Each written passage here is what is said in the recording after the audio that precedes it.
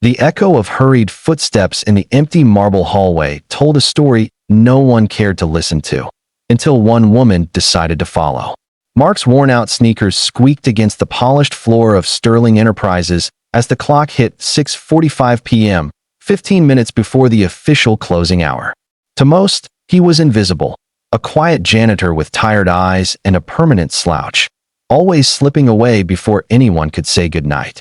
But to Victoria Sterling, the company's iron-willed CEO, his early departures were an offense she could no longer ignore. Her empire was built on perfection, on loyalty, on sacrifice. And here was a man leaving work early every single day. No one should think they're above the rules, she had said coldly that morning. What she didn't know was that Mark wasn't escaping work. He was racing against time. If you believe in kindness, second chances, and the power of compassion, please like, comment, share, and subscribe to this channel. Your support helps us bring more real, emotional stories to life. Red Heart Mark had been working as a janitor at Sterling Enterprises for just over a year. Every night, when the city lights began to flicker on and the office grew quiet, he would gather his cleaning supplies with precision, moving quickly but silently. He avoided eye contact, kept his head low, and never joined the others for late shifts or casual after-hours chatter. People whispered about him. He must have another job. Maybe he's lazy. He's probably got something to hide. They didn't know that Mark's every minute was accounted for, every second carefully measured. Because at exactly 7:30 p.m., he needed to be at St. Mary's Children's Hospital, sitting beside a fragile girl who meant everything to him. Her name was Lily, 7 years old, with a smile that could outshine the moon. She had inherited her father's brown eyes and her mother's gentle spirit. But she was also carrying something far heavier, a rare heart condition that left her body weak and her future uncertain. The doctors said her heart could give out at any time, and while the hospital machines kept her alive, it was her father's nightly promise that gave her the will to keep fighting. Every evening, no matter what, Mark would be there to read her a story. Sometimes fairy tales, sometimes made-up adventures of a brave little girl who could outrun the stars. It was their ritual, their thread of hope. And Mark never broke that promise. Not once. But to keep that promise, he had to make sacrifices. He worked 2 shifts, one cleaning offices by day, another washing dishes at a diner by dawn. His body ached constantly. His eyes carried the fatigue of someone living 3 lives at once. Yet, every night, no matter how tired, he ran. Ran through the streets, through the rain, through exhaustion, just to keep his little girl believing that her daddy would always come. Victoria Sterling, meanwhile, lived in a world that never slowed down. Her days were meetings, numbers, deadlines, and decisions that shaped entire livelihoods.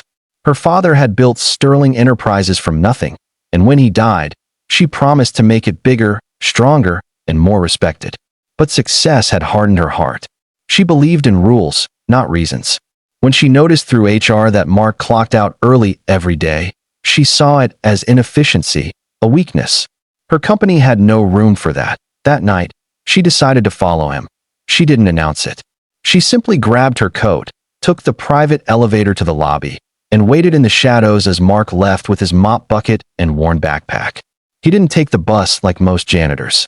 Instead, he jogged, fast, determined, like a man running from guilt or toward something sacred. Intrigued, she followed in her car, keeping a distance. The city lights blurred past as he crossed intersections and side streets, his breath visible in the cool air. After nearly 20 minutes, he reached the hospital gates. Victoria's brow furrowed.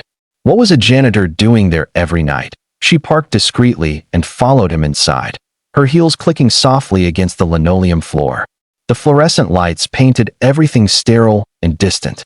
Mark walked down the pediatric wing, nodding politely at the nurses who smiled at him in quiet sympathy. Then he entered a small room near the end of the corridor. Victoria hesitated, peering through the glass window, and what she saw stole the air from her lungs. There, in the dimly lit room, lay a frail little girl surrounded by tubes and monitors, her tiny chest rising and falling weakly. Beside her sat Mark, still in his janitor uniform, his hands trembling as he held a worn-out storybook. He smiled softly, trying to sound cheerful as he began to read. Once upon a time, he whispered, there was a little girl whose heart was so strong, Even the stars leaned closer to listen. The girl giggled faintly, her hand gripping his tightly. Victoria felt something inside her crumble.